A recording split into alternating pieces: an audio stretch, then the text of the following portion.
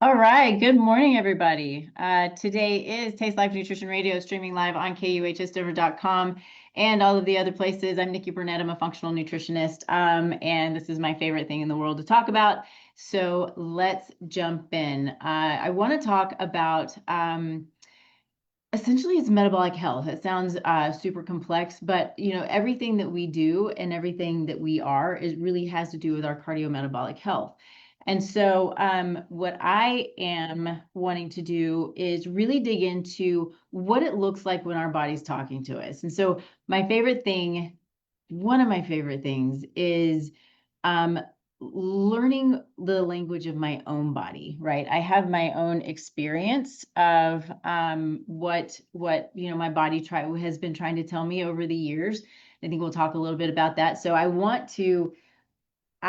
feel like I'm here to help others kind of dig in and learn that language so we can live this really beautiful, optimal life that we were put here to live, right? It can get pretty complex, but when we learn to partner with the body, I think things can change a lot. And so, first, though, of course, we always start the show with gratitude. I think gratitude is key to so much of what we do and who we are and how we show up in the world. And I am grateful for this show. I'm grateful to be able to share and kind of, do my nerd talk, every week with all of you. I'm also super grateful for time with family and friends. So we went over the long Memorial Day weekend. This has become a tradition with us. So my husband and I would always go camping for the Memorial Day holiday and make it a nice long weekend and take the dogs. And so our goal when we go camp is to get out as far as we can. And as often as we can, it's getting out far enough where we have to take the Forerunner, like a four-wheel drive, right? And so not necessarily a 4x4, but a four-wheel drive. And so we really want to get out as far as we can. We want to be by water. My husband's a fly fisherman. We want to be in the water. We want the dogs playing in the water. So it's our one of our very favorite things. And so over time, though, which has been really fun, we have developed a crew, and it seems to tend to grow every year, but we've developed this crew that goes with us. And this year, my niece went with us. We had our neighbors go with us. We had all of these great friends who went. And that's exactly what we did. We even had a meeting prior to going on vacation, essentially, which is really funny that we needed to plan this. But everybody kind of has the same goal. It's to get out as far as we can, to be away from everybody that we can. We don't do regular campsites, and be by water. And it was an amazing time. We went up around the Grand Mesa area. And it was beautiful. And just there were 21 of us. My niece counted up, and there were 21 of us this time, including kids, not counting dogs. I think there were six dogs. So we found actually one of our group who went out. Usually it's us who goes out early. Our group went out, or a crew of our group went out early, and they found an amazing spot. So it was nice and big and roomy for all of us to set up our tents, and is right next to the water. And it was absolute perfection. It really was. And so we did a lot of cooking. My favorite thing to do while we're camping is to do the cooking. We eat like kings and queens out there while we're camping and cooking over the fires and the stoves and whatever it is that we have that we bring with us. And we have this huge kitchen that ends up coming together with something like this. So anyway, it's a great time. I'm so grateful to have people I'm surrounded by who love the same things and make it easy and fun, right? The kids were easy and fun. The adults were easy and fun. The dogs were easy and fun. Except one of my dogs ran through a barbed wire fence. So we went up really high. Well, we went like on top of the mesa. We wanted to explore a little bit. And it was a really, really rough road. So we found this opening, and it was really cool. These huge rocks all over, and having a great time and eating some lunch. My dog comes back, legs covered in blood.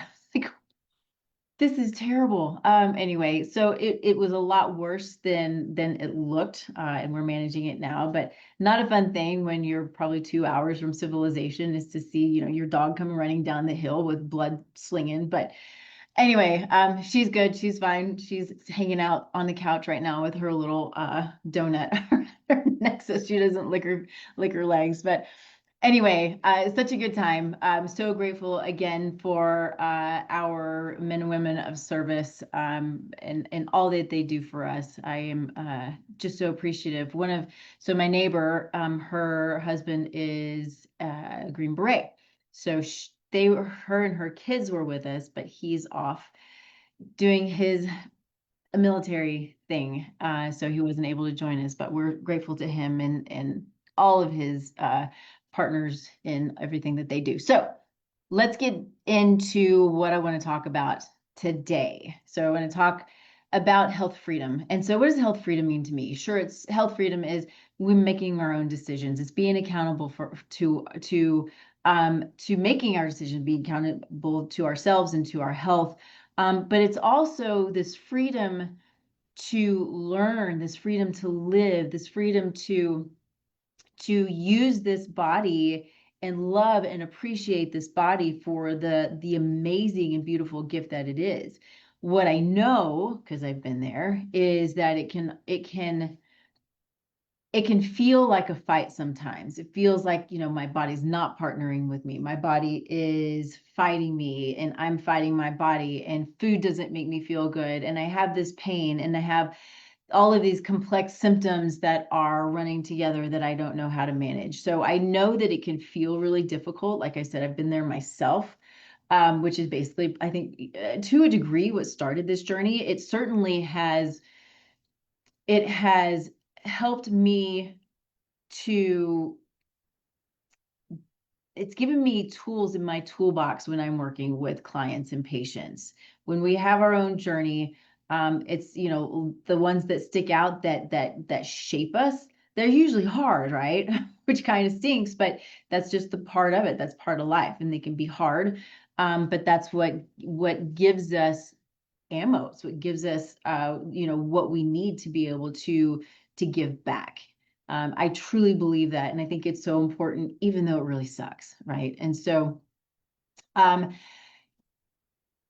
I think that often we are stuck in this spot, whether we have symptoms or whether we're just trying to optimize, but we don't know what it is that our body needs because we're still trying to figure it out. I think so often we have to kind of take a step back and say, okay, what is it that is keeping me in this place right now? And so what we see all the time is symptoms that look like, why am I exhausted when I'm sleeping? I know I'm getting sleep and I wake up and I'm completely exhausted and I'm exhausted through the day.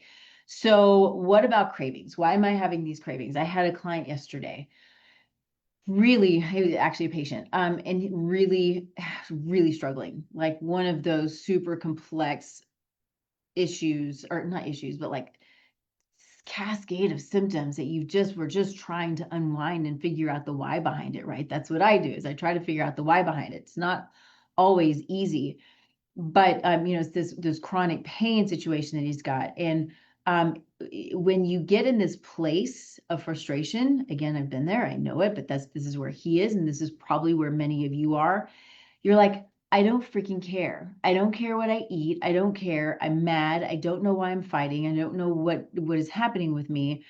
And I'm going to eat the sugar, or I'm going to eat the bread and pasta, or I want it and I'm craving it. And these cravings can be so intense. And what I hope for is for you to understand that there is, believe it or not, method to the madness, right? There are situations, there are chemicals, hormones in the body, sometimes infection in the body that push these cravings. And it is, instead of beating yourself up and saying, hey, I suck, I can't control my cravings, I don't have the willpower, that kind of stuff. Let's go, okay, what is this trying to tell me? Because that's exactly what it is, right? And so there are multiple reasons when we have cravings. It can be genetic, right? It can be infection. Think about that. So if you have like a candida infection, the systemic candida infection, or overload of candida in the gut, what does that do? It pushes sugar cravings because that's what they feed off of. And so we want to then understand, okay, I have a fungal overload, which means my bacteria, my good healthy bacteria are low. So how do we flip that, right? How do we flip the fungus bacterial ratio? So my good healthy bacteria are managing the fungus, the candida. So it's natural to the body. It's supposed to be there, but when it gets out of control is when it becomes pathogenic. So, what about why do I feel so inflamed, right? This is something that a lot of us can feel when my labs are coming back normal. And this is something that gets me all the time because I can't tell you how many times I hear um, this, my doctor says I'm fine. It's constant. My doctor says I'm fine because my labs are normal. The labs don't show optimal ranges, right? They show a very general range that can change, that can be different from lab to lab, which is super frustrating, right? And so we want to look at optimal ranges, which is, in the functional medicine, functional nutrition world, that's what we look at. We look at optimal ranges. That still doesn't mean that you are the same as everybody else, right? You can experience symptoms when another person wouldn't based on certain ranges. So we want to make sure that we are digging into who you are as an individual, what your symptoms are telling us, so we understand the language of your body, so we can learn to partner with it, right? And there's a theme that goes throughout this. And so another question that I hear, or another issue that I hear a lot, but it would be a question that someone might ask themselves, is why do I feel so burned out? And when did it start feeling normal? Something that I hear a lot again is I didn't know how good I could feel until I felt well. A lot of people, you're just sitting in this place where you're like, I feel fine. I'm sure I'm fine. Everything's fine, right? And then you start working on some things and you start listening to the body and you start supporting the body and things start moving in the right direction, right? You eliminate infection, you eliminate brain fog. You're like, I had no idea how good I could feel. So these are things that we really want to pay attention to, right? There are these signals that the body gives us. So there are things that can happen in everyday life that maybe we think is normal, and that's okay. But maybe if we start having this conversation and you start thinking about the things that are going on throughout your daily life, I'm going to give some examples. Maybe like, oh, maybe this isn't normal, right? Maybe this is something that I need to start paying attention to. Maybe this is something that could be better, right? Not all of us are struggling with symptoms. A lot of us are just looking to really optimize, but don't know how, or haven't, oh, that's it. Just kind of maybe don't know how, or how much more they can do. So I hear a lot people having afternoon crashes, right? If you crash after food is supposed to feed you, supposed to give you energy, supposed to support you, right? Food is beautiful. It's this amazing foundation to who we are. And if we're having afternoon crashes, if we're crashing after meals, that's a symptom. It's a sign. It's a signal. It's something. It's the body saying there's something up. We need to manage it. Needing caffeine to function. Some people just love coffee, and I get that, and it's totally fine. I have no issues with coffee for the most part, until we have to depend on it to keep us going. And, everybody's a little bit different. Some people, my husband, he can drink coffee at midnight and go right to sleep, and he loves coffee, and that's great for him. I can't drink coffee after noon. I won't sleep that night. Um, but I enjoy coffee, so I'll have a couple of cups of coffee, and I'll make sure it's good, healthy coffee, which probably is another topic, but make sure it's mold-free, organic, right? This is a big deal. Let's see, brain fog. And I feel like sometimes we don't really know what that means. But if you can't think of words, if things seem kind of fuzzy, this is kind of that brain fog. You're in brain fog if you're not thinking the way that you used to think. You're not as sharp as you used to be, right? There are multiple reasons why something like this can happen. We can think hormone dysfunction, we can think infection, we can think GI issues. So we can, brain fog can come from a lot of different things. Going back to, the waking up tired, why am I waking up tired when I know I slept? Irritability. I think this is a tough one, because so many of us have, especially as women, we go through cycles, obviously.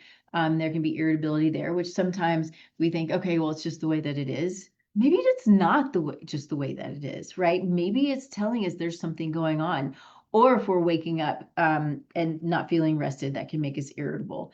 So bloating. I hear a lot people bloating are feeling bloated and it's like a food baby, or I look like I'm pregnant and not, right? And so it can literally look like you're 3 or 4 or 5 or 6 months pregnant, because the bloating for some people can be so intense, right? This is not normal.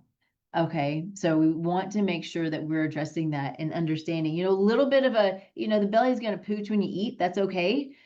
We're supposed to have a pooch there. Our lungs are, I know you can't really see me, but our lungs are, right here. And so having some pooch, especially as we breathe and filling up our belly, that's a good thing. But there's a point to where we're not supposed to have, this really super distended belly.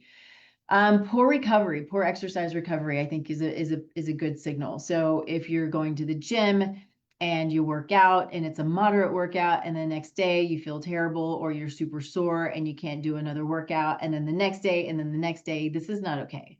Right. So we want to be able to move. We don't, I mean, and we want to push ourselves. I mean, getting sore is a good thing. There's a point to where we stress the muscles, they break down, it creates some soreness, it's that lactic acid. We want to be able to push that through, right? So drinking water, rolling out your muscles, all of these different things can break up that lactic acid and push it through. But if we're not recovering well, if it wipes us out, there's a problem there. Let's see, cravings. Kind of goes back to what I was talking about with sugar. If we're having cravings, is it just how we're made? I mean, there's a part of that. I have a sugar gene, and so it's certainly something that I have to manage. But and I do mostly, but if there are, salt cravings mean something, crunchy cravings mean something, chocolate cravings mean something, sugar cravings mean something, right? So these are all signals, it's the body talking to us. Feeling wired and tired, right? So what is that like? It's like, I can't slow down, I can't shut down, my mind doesn't stop, but I'm so exhausted. This is not a good place to be, and I see it a lot. If you have trouble focusing, right? This is something that I'm always working on for myself. I have actually, I recently discovered a little bit sort of an ADHD brain to a degree. I think I manage it well, but it's not like it's. Sometimes I feel like this is just an excuse, and so I kind of hate to say that, but there's sometimes this part of the brain that could function better, and that's what I'm learning to do. I was given exercises just to help my brain to be able to focus better, because there are things that I don't focus well. It's also part of my prayer time in the mornings, just to help me focus. And so doing these exercises, doing brain exercises, that kind of thing can help this trouble focusing, but it's still something. It's still the body telling us something. Low motivation, right? So that can be neurotransmitters. It can be, nutrient deficiencies. It can be hormones. So increased inflammation. Why are we inflamed? And sometimes we don't know we're inflamed. We don't feel it. It's kind of like being stressed. We don't know we're stressed, but we are. We can sit in the tissues and we can find it in labs, right? But sometimes we just don't realize it there. It's there. Sometimes you can see it. Sometimes you can see it on somebody's face, right? If you think of like the red puffy faces, or if there's just kind of puffiness around, that's kind of unexplainable. Sometimes that can be inflammation. The brain fog can be inflammation. So a lot of these things, I'm giving these examples, but a lot of them are very much linked as well, right? Everything's linked. Everything works together. Everything is a full system. So stubborn weight gain, or the inability to lose weight, lots of that. Let's see, disrupted sleep, anxiety, and overwhelm. So these are all things that can be symptoms that we want to look out for every day. That, I feel like I hear a lot that I have anxiety and I'm naturally prone to anxiety. That's what somebody else says. That's not me, thankfully. But there are reasons why we have anxiety. This is not a natural state of being. Okay. So know that. And if you're,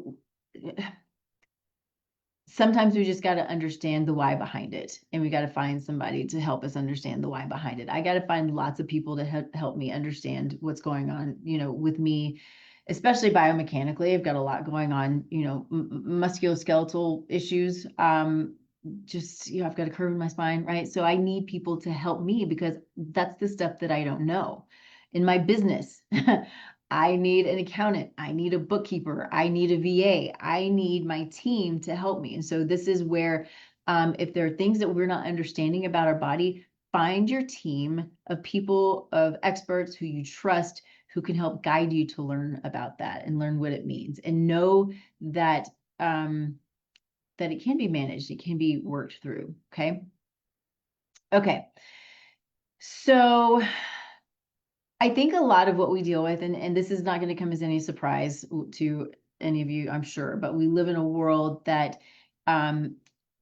normalizes these, I'm going to call it dysfunction. I'm not a big fan of the word dysfunction, but we normalize these symptoms. We normalize not being able to sleep. We normalize stress, especially stress. When stress is sitting up here at the very top of the issue, right? Stress can be exogenous stress coming in from the environment, coming in from family and friends and work and all of these things. But stress can also be endogenous, right? So if we are managing symptoms, that's going to push stress. If we have anxiety, it's going to push stress, which is going to push inflammation. If we have inflammation, is going to push stress, which is going to push more inflammation. If we have any kind of condition, disease, whatever you want to call it, right, can push inflammation, is going to push stress, and it's all pushing and pushing. And so it all comes down from stress, and the body feels that stress and creates, this is, sort of what perpetuates symptoms, right? And signals. And the signals are the body going, hey, I need you to jump in here, and I need your help.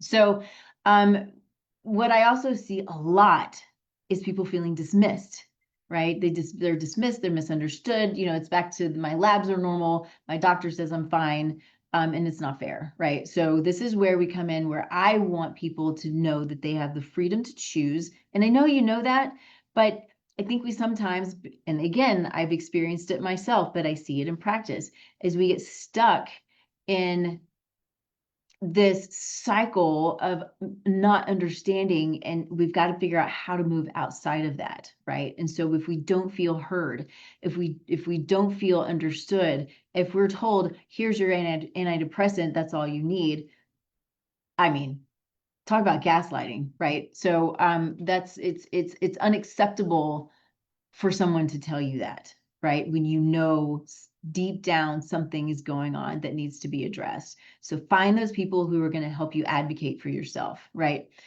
And so there are these examples. I kind of already hit them, but it's just stress, right? If you have the symptom, it's just stress, or like I said, take this antidepressant, or everybody feels this way. That's not okay. No, that's not okay. Or it's it's just a part of being busy. So, I mean, if that's the case, we need to stop being so busy, right? I know that's hard, but another one that I hear a lot that's really frustrating is you need more discipline. It's not about that for the most part, right? I think that there is a degree of that, but we have to look at the interplay of our mental and emotional health and our physical health. And to assume that it's all about discipline is not fair. Okay. And so there's a lot going on mentally, emotionally, whether that's from early childhood or yesterday's trauma or whatever it is that we're dealing with, the mental and emotional manifests as the physical. And I think it's vice versa, right? So if we have a physical, this is what comes to me when I think about this, right? My husband broke his leg, nasty break. And what happened, over time, it just created this chronic pain, years of this chronic pain. What does that do? It messes with your neurotransmitters. It messes with your cognitive health, messes with your brain function. It changes your personality. Chronic pain changes who you are. And I know if you're out there, you're like, yes, it does. I had my patient I was talking with yesterday, and I said the same thing to him and he was like, yes, it's changed everything about me, right? Super frustrating because you're like, this is not how I was meant to spend my life. especially, with him, your later years of life. And so it can be a struggle, and I get it. So what are we looking at that the body might actually be communicating? What is it actually telling us? So if we look at things like, there are these potential contributors to driving these symptoms or driving signals, they're not always symptoms, right? But driving the signals that the body's trying to tell us, and understanding that everything is interconnected, right? And so we want to, when we say we're struggling with something like blood sugar dysfunction, I'm sorry, blood sugar instability, right? So we can have low blood sugar, we can have high blood sugar.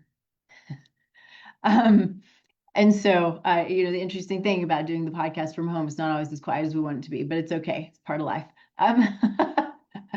So blood sugar instability can do to several things to us, right? And so there are things we may not realize come back to our blood sugar. And even if we're super healthy or if we're eating really well, we may not always understand that what we're feeling is actually coming from blood sugar.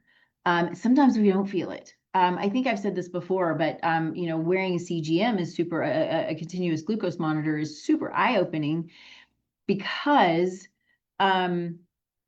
you can see the foods that are actually creating the spikes, or when you're super dipping, right? So if you are super sensitive to blood sugar swings, this can be really helpful in helping you understand that. But for me, I ate on an empty stomach, I ate a grapefruit. Grapefruits are healthy, right? Not a big deal. But what happened, my blood sugar spiked to 200. Now, why is that the case? I'm not entirely sure, except I know that there are a couple of things that about me. I know my genetics. And I think that plays a big role in how I manage lipids. Well, I know it plays a big role in how I manage lipids and how I manage glucose. And so this is what I would come back to. So knowing this about myself is something that can help me learn the best way for me to eat that's going to support my body, is going to support my blood sugar, and going to support my lipids, right? So all of these things we can layer in together to have a good understanding of what's going on. So other things, things that we might struggle with that we don't realize are blood sugar. So energy crashes throughout the day, right? Feeling shaky, anxious, irritable, lightheaded, right? So all of these things, most of us, I think, have an understanding that it's this is a lack of or that it's blood sugar instability. We need to eat, but when we get to this point of being hangry, and it's not been that long, right? So we have this term now, and I used to be this way. I'm not as much anymore. But there is instability when you get to the point to where you're so hungry, you're irritable, right? Now, if you're doing a fast, kind of a different story. But if it's, normal amount of time between meals and you're hangry and not feeling well, this is a problem. So understand the body's like, hey, something that we need to address here, right? So intense cravings for sugar, caffeine, and carbohydrates, right? So yes, that can be blood sugar. It can be other things as well. But we want to, I want to go back and reiterate the fact that it's not all about willpower. There's a lot more to it than that. So my hope is that takes a little bit of stress and strain off of people, because people get so sad and mad and frustrated when they don't have enough willpower to make it work. And you've got to dig and understand why. So difficulty focusing and concentrating between meals. So, there's so many things that, we want to do throughout the day. And what happens? We sit at the computer and we work and we work and we work and we work and we work, and we don't get up, we don't go outside, we don't walk in the grass, and we don't eat because we either forget to eat or there's too much to do and don't have time to eat, whatever it is, right? And so what's that going to do? It's going to drop your productivity. It's going to drop your focus. It's going to drop the way the impact that you have on your work or on your family or whatever it is that you're doing. Right. So don't let that happen, and take the time to eat and learn how to manage the blood sugar. This is a good one. Waking during the night, especially between 2 and 4 a.m. So we will often tell people, and most of the time this is good advice, to not eat 3 hours before bed.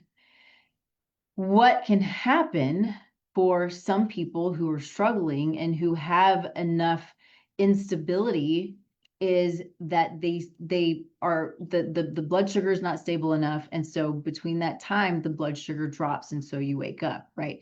So essentially when blood sugar drops when it's supposed to drop is wake up time, because then cortisol goes up. So it's a normal natural way of the body working and waking up.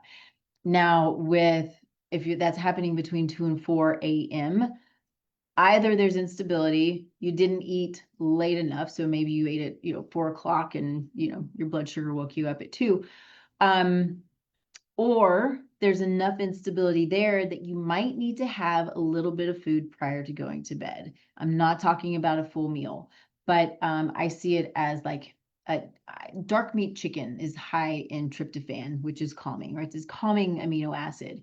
So what if you have a little dark meat chicken that starts to balance your blood sugar, has a little tryptophan in it, and you can go to sleep? So I would say also, if you wake up between 2 and 4, you might get up and have a little bit of protein, right? That might help you go back to sleep. And if you have a little bit of dark meat chicken, it's the dark meat that has more tryptophan than the white meat, which is why I'm specific about that.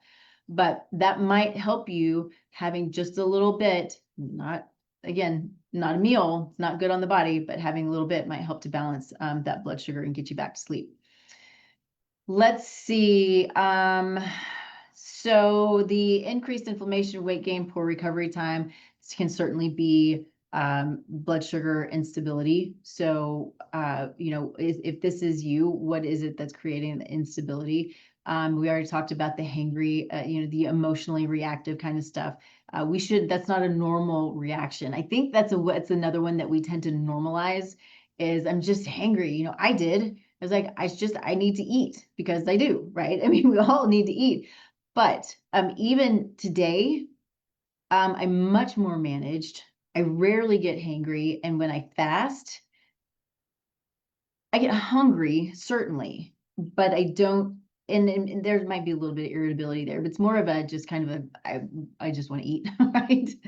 But I don't typically get to that hangry point. So I didn't know that when I was at that point where I was hangry. It was pretty healthy, not great. At that time I was still learning my body. I'm still learning my body.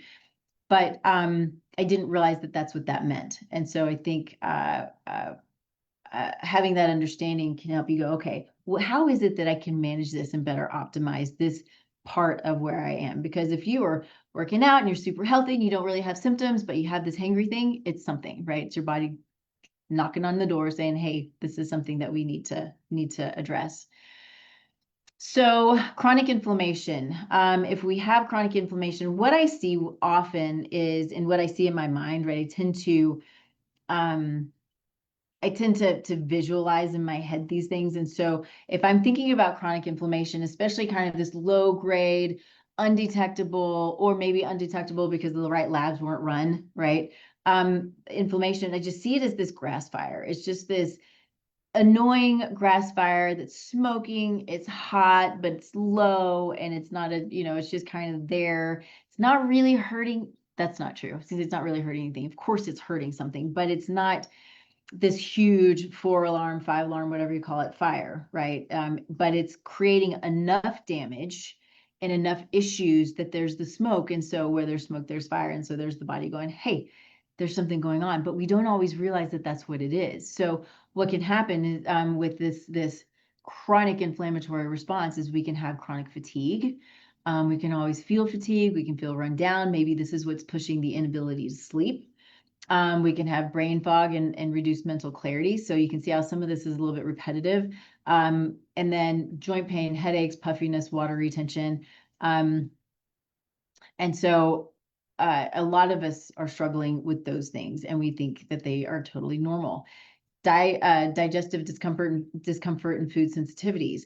So specifically, yes, digestive discomfort is an inflammatory response. And so ask why, right? What's going on that's pushing this discomfort, which is then pushing the inflammation, right? Which is then going to push the food sensitivities, because when there's inflammation, the immune system gets involved, and it starts to get angry, especially if that fire is starting to grow and grow and grow. The immune system's like, I'm trying to put it out. I'm trying to put it out. I can't keep up. And so then what happens is we start getting these food sensitivities, right? I used to be able to eat this and I can't eat it anymore. I used to be able to eat that and I can't eat it anymore. Or we do a food sensitivity test and it comes back and it's all orange and red, right? So we have, I'm sorry, yellow and red. So we've got green, yellow, and red in most of these tests because it's pretty simple to understand. And so if we do food sensitivity test while somebody is, anyway, if my mind went to which types of testing. So there are different types of testing. I'm not going to get into that right now. But a typical food sensitivity test, if it comes back and we do it right when everything is angry and the immune system's mad and it comes back, what's going to happen is probably going to be a lot of orange or a lot of yellow and red. And what does that do to a person? Makes you mad. You're like, what the hell am I supposed to eat? Not okay. So these are the things that I want to avoid too when working with people. I mean, I've seen it over and over again. I have a client in particular, this is early in practice, and she really wanted to do the food sensitivity test. And she was on the struggle bus, man. I mean, her lipids were high, her blood pressure was really, really high. She came in to see me. We took her blood pressure, and it was like, holy smokes, man, do we need to send you to the emergency department? She came to me stressed and in tears that day. And so just a lot going on with her. But, when we have this chronic inflammatory response going on, plus we have stuff going on outside. And when I say outside, I'm talking about like in life and in work and in relationships and that kind of stuff. It just sort of comes to this clash, right? And can really get overwhelming. And so the body, the nervous system then doesn't know how to handle all of it put together. So what we did, she really wanted to do a food sensitivity test. I was like, okay, let's do it. And it came back all red and green. I'm sorry, all red and yellow. And she's like, so it's defeating when you see that.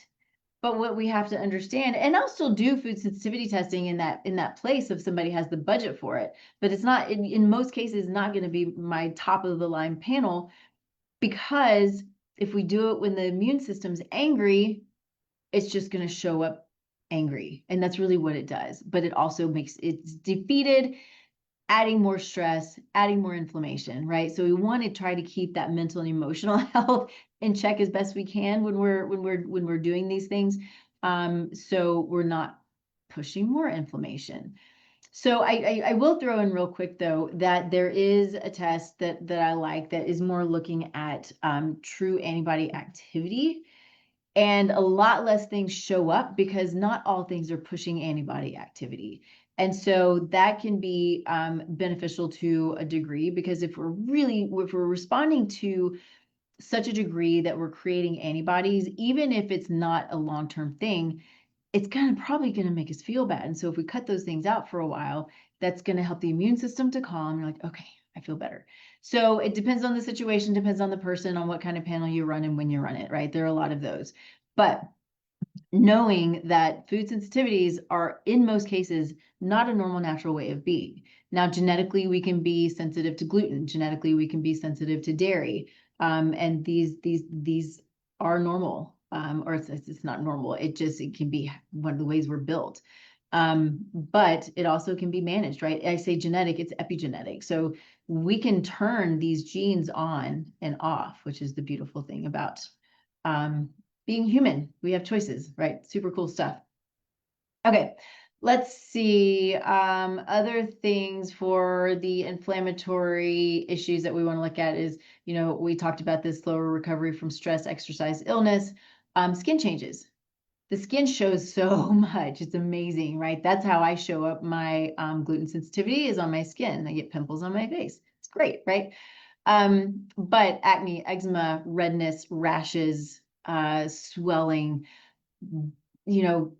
cysts, and all of these things. These things can be due to this inflammatory process that's happening. So you can also feel like the body's working overtime. So if you just feel like you're always struggling to get by, right, that can be from inflammation. So nervous system dysregulation would be another one. So going back, again, this is going to get a little bit repetitive, but feeling wired and tired, difficulty relaxing and slowing down, increased anxiety, overwhelm, or emotional reactivity. One of the things that I want to throw out there that I think is really important is that if we are struggling with anxiety, look at your vitamins. What are you taking? Are you taking a multivitamin that has synthetic nutrients in it, specifically synthetic Bs?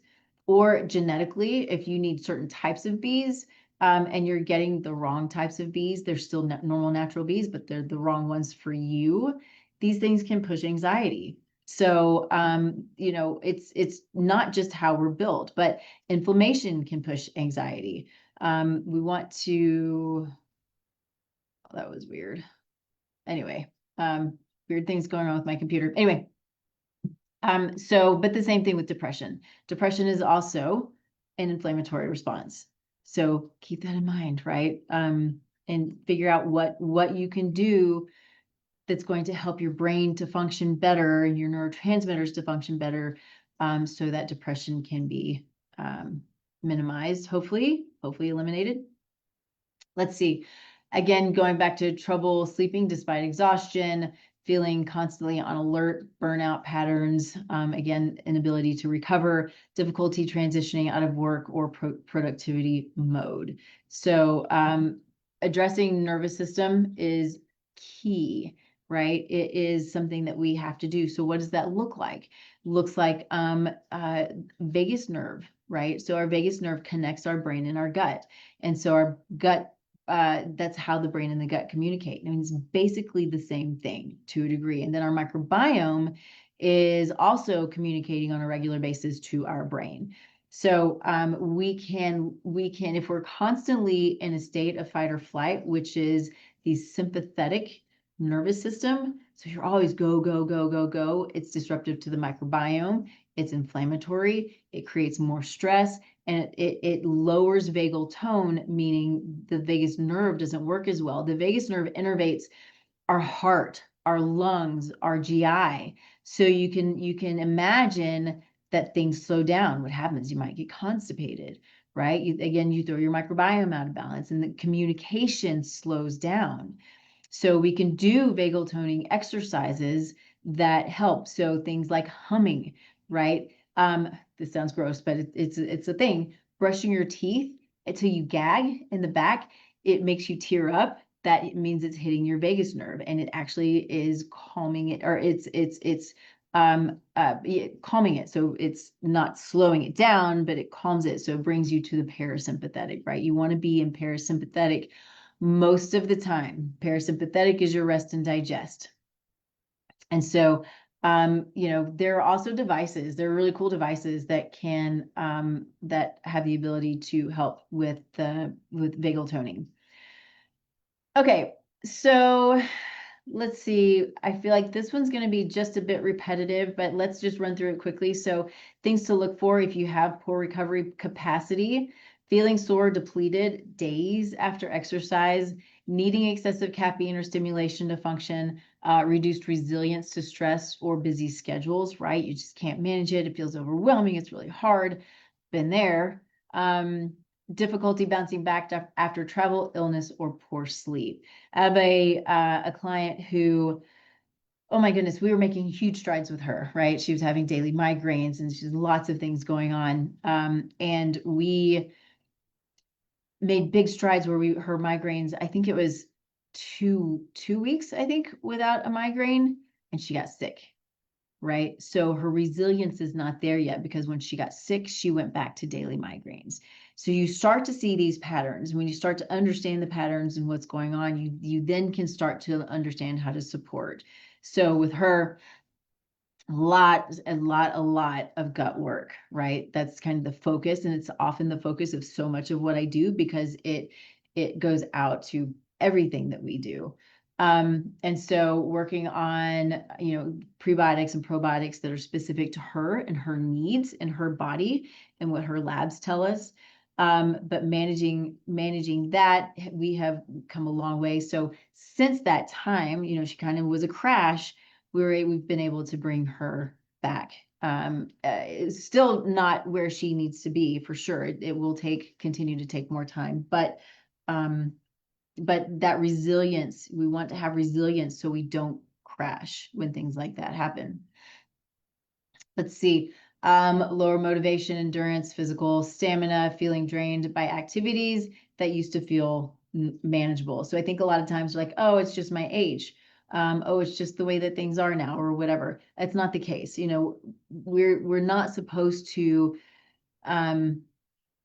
we're not supposed to decline that quickly. Certainly we all have our end, right? But we want to, we have the ability in large part to live fully until the day we're gone, right? So what are the things, if we're listening and partnering with our body and optimizing the best that we know how and finding our team, then that starts to play a role in how we live next year, next 10 years, and on to, the day we're gone, which is going to happen, right?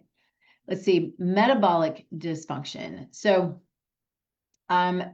weight gain despite healthy habits, right? What does that mean? So, well, I say that, hormones is next. We can have metabolic dysfunction. We can have hunger cues that are out of whack. We can have infection. So many things that make us hold on to weight. Why does that happen? Because the body's in that stress mode. It's like, I can't let go because I don't know what's going to happen. So I don't know if I said this earlier, I say this a lot, but the body's goal is to keep us alive. It's like the ultimate overarching to everything that it is. And so it's going to take what it has access to try to keep us alive. If it doesn't have access to something, it's going to start to struggle, right? And so when I say access to something, I'm talking nutrition, I'm talking stress management, I'm talking, movement. So all of these things, hydration, all of the things that the body needs, if it's not getting what it needs, if it doesn't have access to the micronutrients for the all of the functions that the body does every day to keep us alive, it's going to start sending out signals. And so it's understanding those signals. The cool thing that we can do micronutrient testing. And so for the sake of clarification on this, we can look at some micronutrients. Say you do a vitamin D test or a folate test or a B12 test through your doctor. What you're looking at is serum levels of these nutrients. Serum levels doesn't tell us anything in large part, right? What we need to understand is if the nutrients are getting into the cell. So it's the intracellular nutrient that matters for the most part. So we can do testing that looks at both serum as well as intracellular that helps us understand, okay, I might have it running around in the serum, which is how we're testing if we're doing it by just typical blood test, right?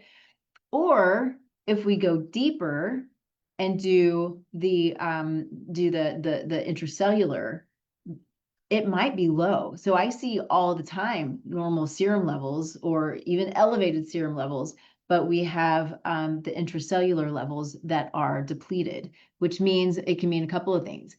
You're not getting enough. If it's normal in the serum, you're getting it.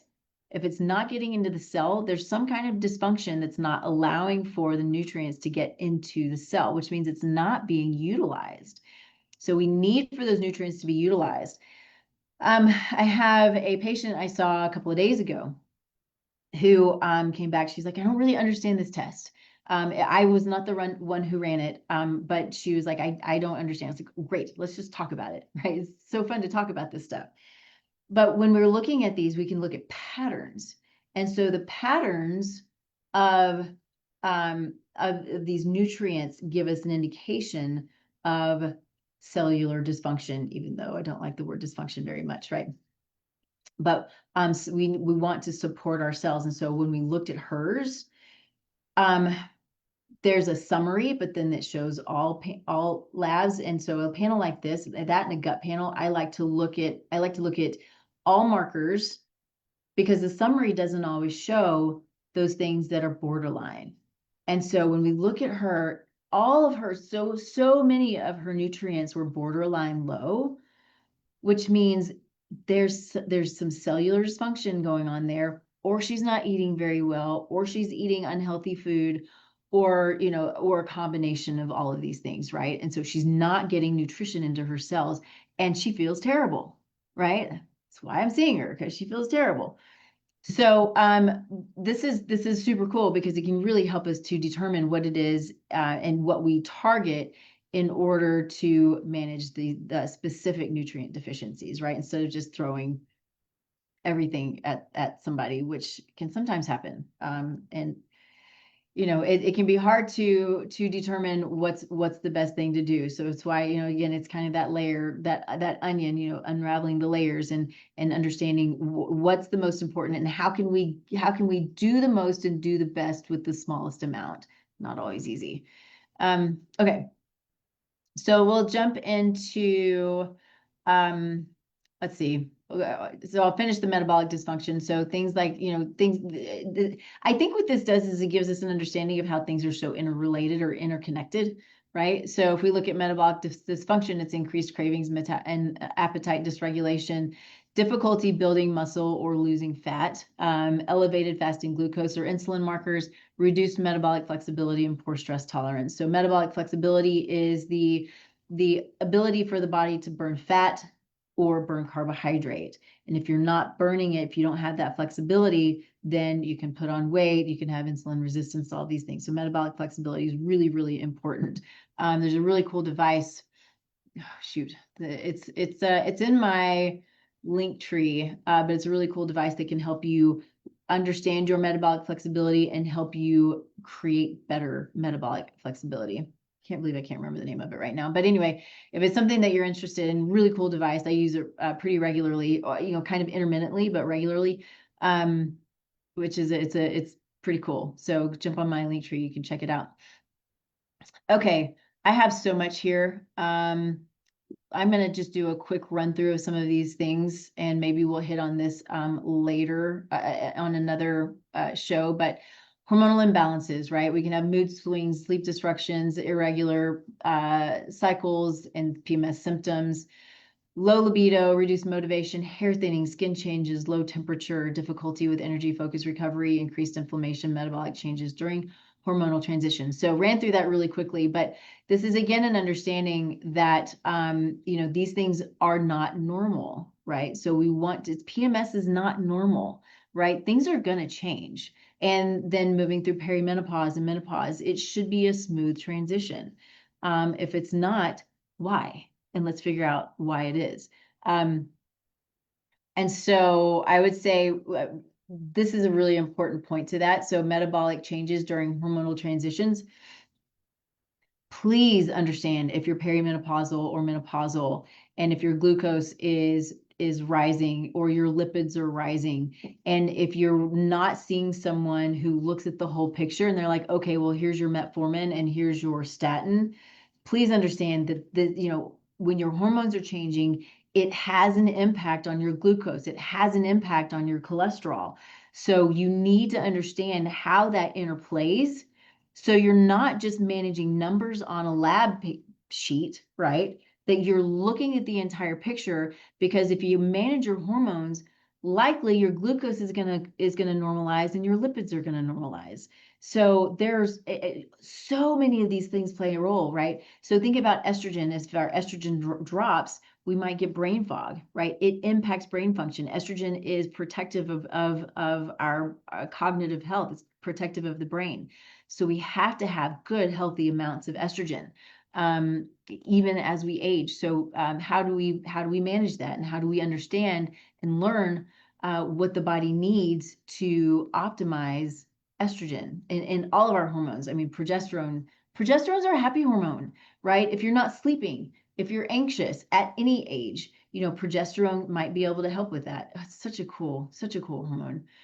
We'll move into real quick gut dysfunction. I think we hit on that enough, but you know, things that we can look at that are not normal: constipation, loose stools, bloating, food sensitivities, unpredictable digestion, right? Food coming out in the toilet, skin flares, brain fog, fatigue after eating, nutrient absorption issues, which certainly will impact energy and recovery, increased inflammation and immune stress, feeling uncomfortable after meals, even when eating healthy, right? So why is this happening? We always, if you don't take anything back, always ask the question, or anything.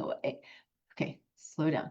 if you don't take anything else away from this, it's ask the question why. You got to understand why things are happening so you know how to help the body to manage it. Okay. Sleep disruptions. I feel like a lot of this we have already hit on, but the understanding is that everything's connected and so many things can create sleep disruptions. And things that can happen with sleep disruptions can be elevated stress hormones, right? If you're not sleeping, you're going to be stressed whether you feel it or not. It's going to create poor recovery. It's going to reduce mental clarity, emotional health, and resilience, right? Focus, that kind of thing, and will certainly increase inflammation and slow down healing. Nutrient deficiencies. This goes back to, I think, everything that we've already talked about. If you don't have the nutrition, the framework, the amino acids, the foundation that supports everything that the body is, which is food and hydration, right? If we don't have those, then it can't function. It doesn't have what it needs. And the body has lots of redundancies. So we may not feel things early on in life, but certainly as those redundancies start running out, that's when things start to pop up. And you're like, this didn't used to happen. Why is this happening now? I don't understand. I'm just getting old. It doesn't have to be that way. Okay. Know that. Another thing to take away. There are lots of really things to take away from this, but know that it's not just because you're getting old. I hear it day in and day out. I'm just getting old. It's not what it is. Okay. Environmental stressors. This is big because I think that we don't realize the impact that our environment, particularly our indoor environment, has on us. So yes, there's smog and fog and all the things outdoor, but indoor, we're cleaning. What are we cleaning our homes with? What are we putting in our yards and our gardens? What are we cleaning our clothes with? If you're smelling your clothes and your sheets throughout the day or throughout the night, this is a huge problem and a huge toxic burden on top of being an endocrine disruptor, which means it's impacting hormones. And so these are all stressors, right? That will push stress on the body. If you may not think that the plug-in that's got this crazy strong scent to it is stressing you, but it is. It's going to impact your kids. It's going to impact your pets, right? And so we have molds that are in our environment, that are in our food, and that can be in our home. We see this all the time. I feel like I'm talking about this every single day now. We have toxin overload to products, food, environment, excessive blue light, right? So I have it's my screens. I've gotten used to it, but they're kind of orangey instead of the blue light. My glasses protect me from the blue light. So it's a really important one. Getting off of the technology at night is huge for sleep. Let's see, sedentary indoor lifestyle. Something I learned, it was a data point that somebody pointed out, that if you will do 10 squats every hour throughout the day that you're sitting, you will totally negate the negative effects of sitting all day. I mean, it's a habit to create, but it's a simple one, right? So set an alarm, put a sticky on your computer, whatever it is, whatever it takes. If you sit all the time, do 10 squats. Now, I realize some people have knee issues. There are things, so we can do other things, right? You got to manage what you have. But for those of you who can do squats, 10 squats every hour, pretty simple stuff. Let's see. Overstimulation from constant noise, information, lack of sunlight. Get out in the sun. We had this conversation when we were camping this weekend. I had one of our friends ask if I just never wear sunscreen. I do wear sunscreen because I respect the sun. I wear it when I know I need to wear it. But I also, early in the season, I go outside. I get in the sun, all skin in the sun for 5, 10, 15 minutes to get my sun, right? It's my new part of my nutrition, but it also starts to build this foundation. I know I am one who gets, I get a good tan, and that's great.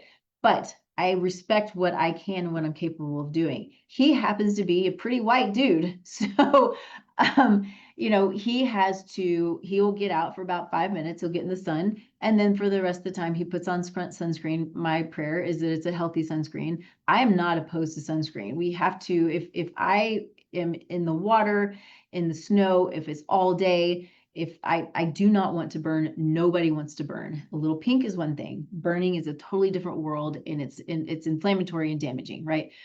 So there's respect there of the sun, but we need it. We got to get out in it, right? And we got to walk in the grass. We got to get barefoot, and feel the energy, whether you feel it or not. Bring in the energy from the earth, because it is super healing. Let's see. Let's go. Chronic stress overload, again, sort of repetitive, but understanding that it's all it's interconnected. Cortisol activation, poor recovery, emotional exhaustion, and burnout. And then inflammation, poor blood sugar dysregulation, poor sleep, nervous system imbalance, digestive dysfunction, hormone disruption, reduced resilience, sleep, slower healing capacity, feeling disconnected from the natural rhythms of the body. And so you can see how all of these things play together, and how if we start to do a few of these really basic free things, then we can make a big impact to getting outside, getting in the sun, walking in the grass, getting sleep, meditating, praying, reading your Bible. These are all big things. And so all these things have the ability to impact everything that we are. So we want to create a body that has resilience, physical resilience, emotional resilience. So we have the ability to handle the physical, mental, and emotional stressors without crumbling, because that's what happens a lot, right? And so what this does is it improves our health. It improves all of these things about us. It improves our cardiovascular health, right? All of these things, it improves blood flow and metabolic regulation and oxidative stress, right? Oxidation or oxidative stress is a normal, natural part of the body. But if we're not bringing in the antioxidant nutrition, then the body doesn't have the capability of managing the oxidative stress. And so it builds up, creating more inflammation and more dysfunction, and the list goes on, right? So all of these things move into longevity and health span, right? And so I'm not a huge fan of the term longevity, because we don't know how long we're here. We don't know how long we have, but it is about the health that we have while we're here. It's the quality over the quantity. And so I want to do my best, feel my best as long as I'm here. And I have a lot of work to do, and it's how I'm created. I mean, this is for all of us, right? We're all created to work, to serve, to love, to give. And we want to be able to do that fully. When we feel good, we can do it. When we don't feel good, we don't do good, right? It's hard to do well when we don't feel good. So let's see, I'm kind of over time now, but I think that we're getting all of this just a little bit repetitive, because everything's connected. I'm looking through it going, yeah, we just talked about that. But knowing that just because there's a symptom in one place doesn't mean it's not coming from another. You think about pain patterns. If you go to your chiropractor, right, you might have a pain in your neck, but it might be coming from your lower back. So with that, this is how we start putting pieces of the puzzle together. So I think probably what I'm going to do is just stop there. And we'll continue more of this as we, move along in the shows that I'm doing by myself. Well, and of course, the shows that where we're bringing on guests. But this is a topic that that is near and dear to me, because I learned to, and I'm continuing to learn to listen to my body, and I'm hoping and praying for others to do the same, who want to do the same. So we can kind of hopefully get through this place where we're sitting, where we've got so much disease, and it's preventable for the most part. It really is. And so I want to help with that the best that I can. And we have a lot of people in the health and wellness world who are here to do just the same thing. So lots of people, if you are struggling, there's lots of people out there who are really good at what they do, who can help. And if you want to reach out to me, then that's great too. So as always, you can find me, tastelifenutrition.com is the website. All of the socials, Taste Life Nutrition. And you can go to the website. You can, look at some of the services. You can reach out to me personally. There's a contact sheet. There's also what's called an MSQ. that can help us to kind of get an understanding of how the body's connected, right? It's not labs, but it's just a quick sheet that you fill out online that helps me understand a little bit of depth to your body and how we might be able to help you. So would love to chat if you have questions. If I can be a resource for you, that's why I'm here. Yeah, we'll see you next week. As always, streaming live on kuhsdenver.com, 10 a.m. Mountain Time. I hope you all have a wonderful weekend, and we'll see you next week. Thanks, everybody. Bye.